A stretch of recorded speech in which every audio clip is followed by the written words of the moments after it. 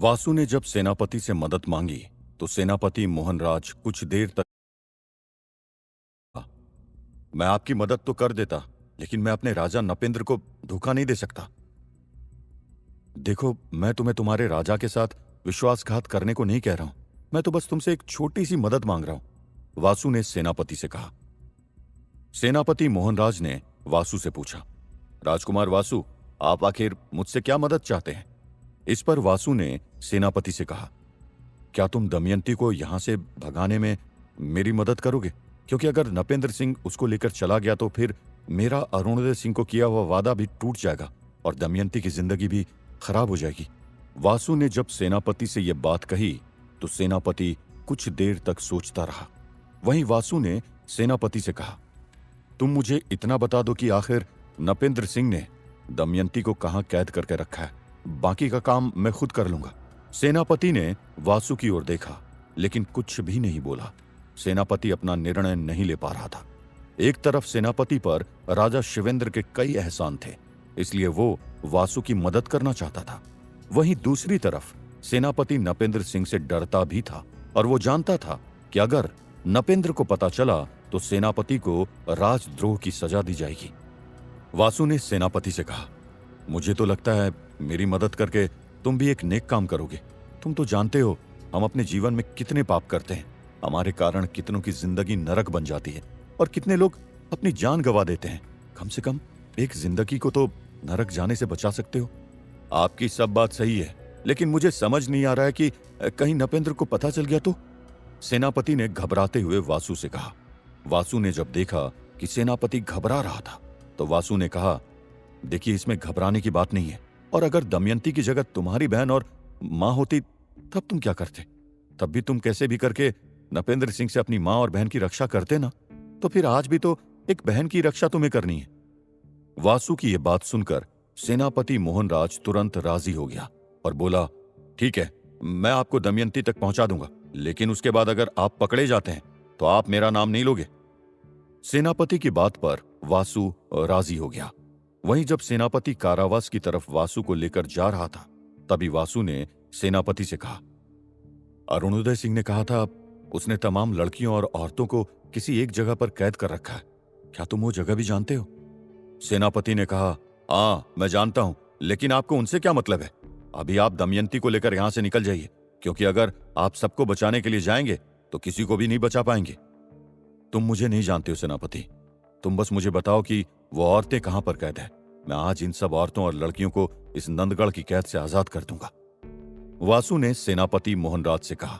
वासु की जिद के बाद सेनापति ने वासु को उस कैद तक पहुंचा दिया जहां पर बहुत सी औरतें और लड़कियां नरक की जिंदगी जी रही थी, और उन्हीं के बीच में एक और लड़की जी रही थी जिसका नाम था दमयंती। वासु ने वहां पहरा देने वाले सभी सैनिकों को एक एक करके बेहोश कर दिया था। अब वासु उस कारावास के पास गया और दमयंती का नाम पुकारने लगा। उस कारावास में मौजूद सभी औरतों की नजर वासु पर टिकी रह गई। किसी ने भी आज तक ऐसा व्यक्ति नंदगढ़ में नहीं देखा था। इतना बलशाली और रौनक से भरा चेहरा देखकर सब लड़कियां हैरान थी। तभी एक औरत ने दमयंती को आवाज लगाते हुए कहा, लो राजकुमारी दमयंती के चाहने वाले तो उन्हें छुड़ाने भी आ गए। दमयंती वासु के पास आई और जैसे ही उसने वासु को देखा उसके चेहरे पर खुशी की लहर दौड़ गई। दमयंती ने वासु से कहा, तुम आ गए वासु, मुझे यकीन नहीं था कि तुम आओगे। मुझे लगता था कि अब तुम मुझसे मिलने कभी भी नहीं आओगे, लेकिन तुमने मुझे झूठा साबित कर दिया और खुद को सच्चा। वासु ने दमयंती की तरफ देखा और कहा, अभी ये सब बात करने का वक्त नहीं है, हमें जितनी जल्दी हो सके यहां से निकलना होगा। दमयंती अपने भाई अरुणोदय सिंह के बारे में वासु से कुछ पूछती कि तभी वासु ने दमयंती की बात को अनसुना कर दिया और जोर से कैदखाने में बंद लड़कियों से बोला, आप सबके लिए भी ये खुशी का वक्त है, क्योंकि आज आप भी आजाद होने वाली हैं।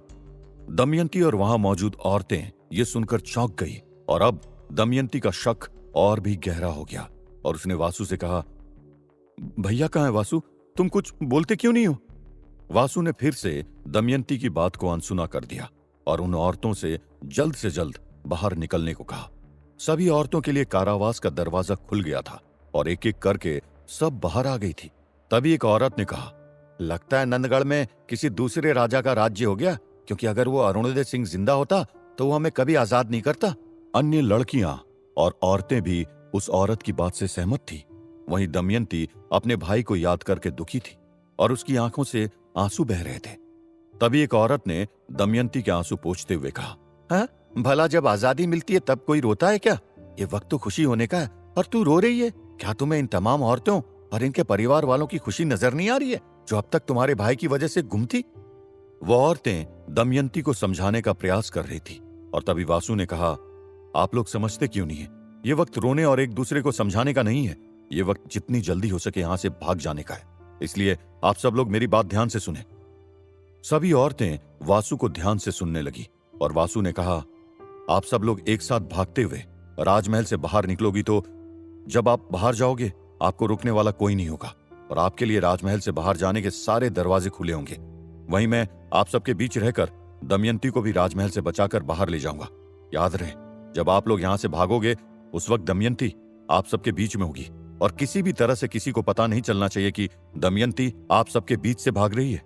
सभी औरतें वासु की बात मान गई। उधर जब नपेंद्र सिंह राज्य से निकलने वाला था तभी उसने सैनिकों से दमयंती को कारावास से बाहर लाने के लिए कहा। लेकिन जब सैनिक कारावास की ओर जाने लगे तभी उन्हें बहुत बड़ी भीड़ भागते और चिल्लाते हुए आती दिखी। सैनिक डर गए और भागते भागते नपेंद्र सिंह के पास गया और देखते ही देखते पूरे राजमहल में लड़कियों और औरतों के चिल्लाने की आवाज गूंजने लगी। नपेंद्र सिंह ने जैसे ही औरतों का हुजूम देखा तो वो बोला, दमयंती, दमयंती कहाँ है? कहीं वो भी तो भाग नहीं रही है ना इन कैद औरतों के साथ? जल्दी से जाओ और दमयंती को पकड़ कर लाओ। नपेंद्र सिंह अपने सैनिकों को आदेश दे रहा था लेकिन कोई भी जाने के लिए राजी नहीं था क्योंकि सेनापति मोहनराज और सभी सैनिक भी चाहते थे कि इन लड़कियों और औरतों को कैद करके रखना और उन पर अत्याचार करना गलत है। वो सभी सैनिक उन लड़कियों और औरतों में अपनी मां और बहन देख रहे थे। नपेंद्र सिंह ने चिल्लाते हुए कहा, अगर दमयंती भी इनके साथ निकल गई होगी तो तुम लोगों को छोड़ूंगा नहीं मैं। उधर चंद्रा अपने सिंहासन पर बैठा काफी देर से यही सब देख रहा था और जब सभी औरतें बाहर निकल गई तो चंद्रा ने चिल्लाते हुए कहा, नपेंद्र सिंह, अब अगर तुम कुछ देर में यहां से बाहर नहीं निकले तो मैं हमेशा के लिए तुम्हें कारावास में बंद करवा दूंगा। नहीं नहीं नहीं, हम सब बस यहां से निकल ही रहे। नपेंद्र सिंह ने हड़बड़ाते हुए चंद्रा से कहा। चंद्रा के क्रोध से नपेंद्र सिंह परिचित था और वो जानता था कि अगर वो जल्द से जल्द राज्य से बाहर नहीं गया तो चंद्रा कुछ भी कर सकता था। नपेंद्र समझ गया था कि दमयंती भी जा चुकी है। ऐसे में हताश नपेंद्र सिंह अपनी पूरी सेना के साथ नंदगढ़ से निकल गया। आज न उसके पास दमयंती थी और न नंदगढ़ का राज्य। वहीं अब चंद्रा नंदगढ़ के राज्य पर राज करने लगा था। दूसरी ओर वासु ने जाते जाते उन सभी परिवारों की महिलाओं को आजाद कर दिया था जो अब तक कैद में थी और अब नंदगढ़ के घरों में भी खुशियां आ गई थी। वासु भी दमयंती के साथ बचकर नंदगढ़ से बाहर निकल आया था क्योंकि नंदगढ़ में वासु और दमयंती दोनों की जान को खतरा था। दमयंती को लेकर वासु पहाड़ियों से गुजरता हुआ दूर आ गया था और ऐसी जगह पहुंच गया था जहां पर कोई भी नहीं आ सकता था।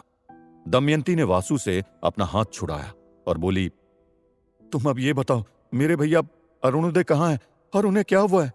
वासु एक जगह बैठ गया और उसके पास दमयंती के सवाल का कोई जवाब नहीं था। दमयंती वासु के करीब आई और उससे बोली, बोलते क्यों नहीं वासु? अगर उन्हें कुछ हो गया है तो मुझे बताओ, क्योंकि तुम्हारी चुप्पी ऐसा ही कुछ इशारा कर रही है। दमयंती की आंख से आंसू गिर रहे थे। वासु जानता था कि जब दमयंती सुनेगी कि अरुणोदय सिंह इस दुनिया में नहीं है तो फिर दमयंती खुद को संभाल नहीं पाएगी। इसलिए वो अरुणोदय सिंह के बारे में दमयंती को कुछ भी बताना नहीं चाहता था। वहीं दमयंती लगातार पूछे जा रही थी। कुछ देर तक वासु टालता रहा लेकिन जब दमयंती ने जिद पकड़ ली तो वासु ने कहा, वो अब इस दुनिया में नहीं है और जाते जाते तुम्हारी जिम्मेदारी मेरे कंधों पर दे गया था, लेकिन तुम्हें चिंता करने की कोई जरूरत नहीं है। मैं तुम्हारा हर तरह से ख्याल रखूंगा। जैसे ही दमयंती को अरुणोदय सिंह के बारे में पता चला वो एकदम से टूट गई और बोली, लेकिन वो तो तुम्हारी मदद के लिए गए थे और फिर। वासु ने दमयंती को अपने पास बिठाया और उसे पूरा किस्सा बताया। वासु ने यह भी बताया इन सब में वासु के बड़े भाई चंद्रा का ही दोष था और उसी ने अरुणोदय सिंह को मारा था जो अभी नंदगढ़ पर कब्जा किए बैठा था। तभी दमयंती ने कहा, मैं इस चंद्रा को जिंदा नहीं छोड़ूंगी। जिस चंद्रा ने मेरे भाई को मारा है वो उनकी गद्दी पर बैठा है। मैं ऐसा नहीं होने दूंगी। मर जाऊंगी लेकिन इस चंद्रा को इस गद्दी से हटा कर रहूंगी। दमयंती चंद्रा का खून कर देना चाहती थी। तभी वासु ने दमयंती को रोकते हुए कहा, तुम ऐसा नहीं कर सकती हो। अगर अभी तुमने कुछ भी किया तो उस चंद्रा को तो कुछ नहीं होगा, बल्कि हम फिर से कारावास में कैद हो जाएंगे। मैंने तुम्हारे भाई को किया हुआ एक वादा निभाया है और मैं दूसरा वादा भी निभाऊंगा। बस उस वादे को निभाने के लिए सही वक्त को आने दो। वासु के काफी देर तक समझाने के बाद दमयंती मान गई। फिर वासु ने दमयंती से कहा, अब तुम्हें मेरा साथ देना होगा। दमयंती ने जैसे ही वासु के मुंह से साथ देने वाली बात सुनी तो वो थोड़ा सा असहज हो गई और बोली, साथ? कैसा साथ वासु? और मैं कैसे? वासु ने दमयंती से कहा, देखो, तुम्हें घबराने की कोई जरूरत नहीं है। मैं तुम्हारी मर्जी के बगैर ऐसा कुछ भी नहीं करूंगा जो तुम्हें नापसंद हो। दमयंती ने वासु से कहा, तुम कहना क्या चाहते हो? वासु ने दमयंती से कहा, बस मैं चाहता हूं कि जब तक मैं मणि को हासिल नहीं कर लेता हूं तब तक तुम मेरे साथ रहो। जब मुझे मणि हासिल हो जाएगी तो मैं तुम्हें नंदगढ़ का राज्य वापस दिला दूंगा और अपने राज्य को लौट जाऊंगा। मैं अपनी मणि भी पालूंगा और मेरा अरुणोदय सिंह को दिया हुआ वादा भी पूरा हो जाएगा। दमयंती तो पहले ही वासु के साथ जिंदगी गुजारना चाहती थी, लेकिन उसे वासु के साथ ऐसी जिंदगी गुजारनी पड़ेगी ऐसा उसने कभी सोचा भी नहीं था। दमयंती ने वासु से कहा, लेकिन तुम्हें मणि तक पहुंचने में मैं कैसे मदद कर सकती हूं? ऐसा नहीं है कि मैं तुम्हारा साथ देना नहीं चाहती हूं, लेकिन मैं तुम्हारे क्या ही काम आ सकती हूं? वासु ने दमयंती को समझाते हुए कहा, तुम ही तो हो जिसके सहारे मैं गुरुजी तक पहुंच सकता हूं और फिर मणि तक पहुंच जाऊंगा। दमयंती को वासु की एक भी बात समझ नहीं आ रही थी और फिर वासु ने विस्तार से दमयंती को अपनी सारी बात बताई।